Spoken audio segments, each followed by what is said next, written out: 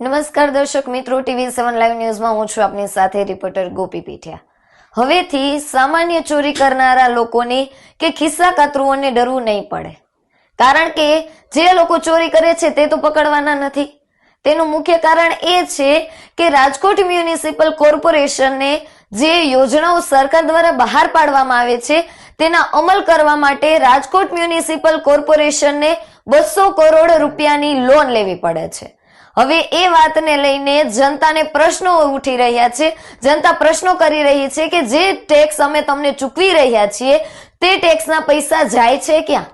જો અમારા ટેક્સ ચૂકવ્યા પછી પણ તે પૈસાના બદલે તમારે લોન લેવી પડે છે તો અમારા ચૂકવેલા ટેક્સના પૈસા ક્યાં?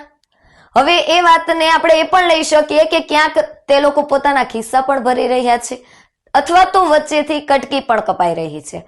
તો જો એ જ લોકો ચોરી કરતા હોય તો આપણને ચોરી કરતા કઈ રીતે રોકી શકે?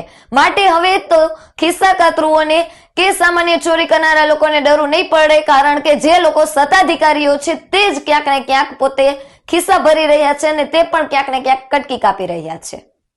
હવે જનતાને પ્રશ્ન એ ઉઠી રહ્યા છે કે તો અમારા દીધેલા જે ચૂકવેલા પૈસા છે, જે અમે ટેક્સ રૂપે ચૂકવી રહ્યા છીએ, તેનો અમને સીધો હિસાબ આપો કે તે ટેક્સના પૈસાનો ક્યાં ઉપયોગ થાય છે અને કેવી રીતે ઉપયોગમાં લેવામાં આવે છે। આ તો એવું થયું કે દેવું દઈને ઘી ખાઈએ છીએ। આ આપણી સંસ્કૃતિ નથી।